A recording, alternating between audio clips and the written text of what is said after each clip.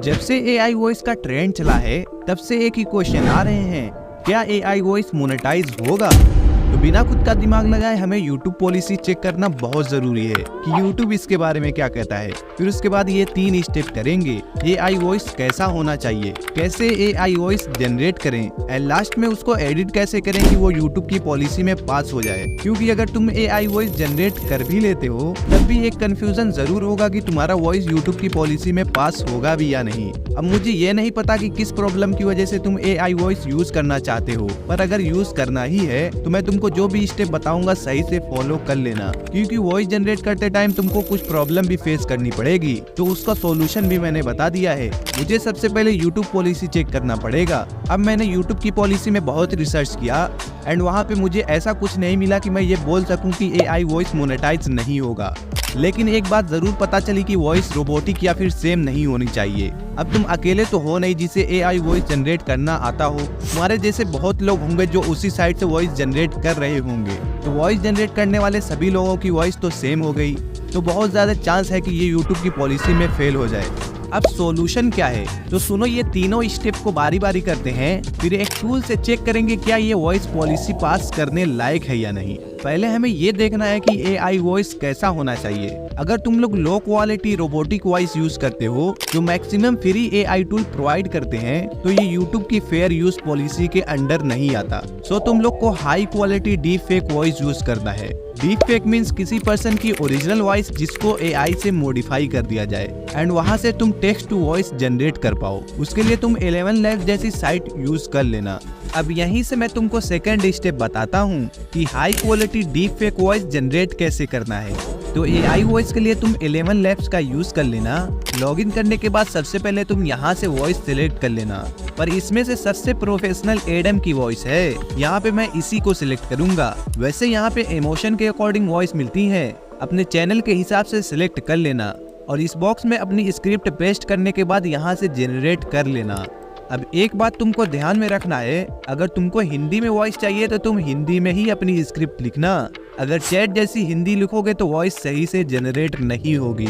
अब अगर तुम लोग 11 Labs यूज करते हो तो एक बहुत बड़ी प्रॉब्लम है, क्योंकि इसमें सिर्फ 10,000 कैरेक्टर ही मिलते हैं, जिससे तुम मैक्सिमम 5 मिनट की ही ऑडियो जनरेट कर पाओगे। तो बताता हूँ तुमको क्या करना है। यहाँ से सबसे पहले तुमको लॉग आउट हो जाना है। अब तुमको इस टेम्प मेल साइट पे आ जाना है, जहाँ से तुमको अनलिमिटेड ईमेल्स मिलेंगी और ओटीपी के लिए उसी ईमेल का इनबॉक्स भी मिलेगा। तो जब भी तुम्हारा 10,000 कैरेक्टर की लिमिट खत्म हो जाए तो यहाँ से ईमेल कॉपी करके दूसरा अकाउंट क्रिएट कर लेना। अब वॉइस तो तुमने जनरेट कर लिया है, लेकिन क्या ये YouTube मोनेटाइजेशन पॉलिसी को पास कर पाएगी? तो अभी वही चेक करेंगे। यहाँ पे तुमको रिसोर्सेज के ऑप्शन पे क्लिक करना है, फिर एआई स्पीच क्लासिफायर पे क्लिक करने के बाद तुमको यहाँ पे वही वॉइस अपलोड कर देना है जो तुमने अभी जनरेट की है एंड डिटेक्ट पर क्लिक करना है। अब प्रोसेस करने के बाद ये तुमको बता देगा कि तुम्हारी वॉइस रोबोटिक या सेम जैसी है या नहीं।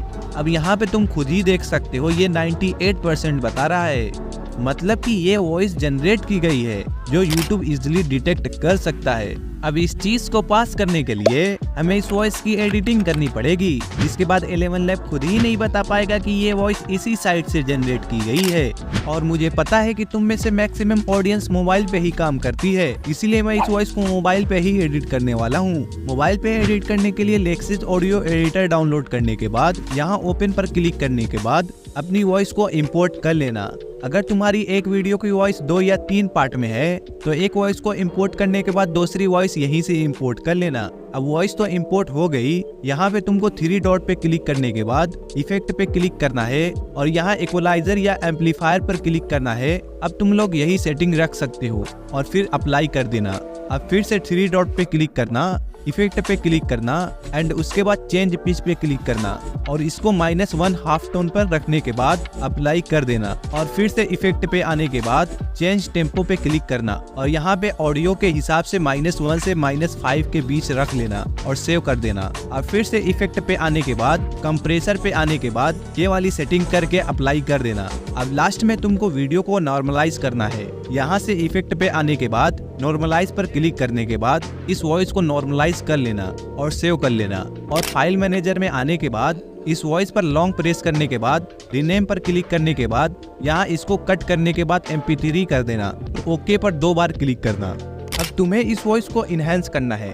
उसके लिए गूगल पे एडोब पॉडकास्ट सर्च करने के बाद इस साइट पे आ जाना और यहाँ पे अपनी वॉइस अपलोड करने के बाद यहाँ से इनहेंस कर लेना और डाउनलोड कर लेना। अब यहाँ पे मैं तुमको चेक करा दूं ये वॉइस पास होने लायक है या नहीं। यहाँ पे फिर मैं उसी जगह पे आके एडिटेड वॉइस को अपलोड करके डिटेक्ट करता हूँ, तो यहाँ पे देख लो ये आराम से यूट्यूब पॉलिसी को पास कर जाएगी। इस तरह तुम देख सकते हो इतने सारे लोगों ने अपने चैनल को मोनेटाइज करा लिया है।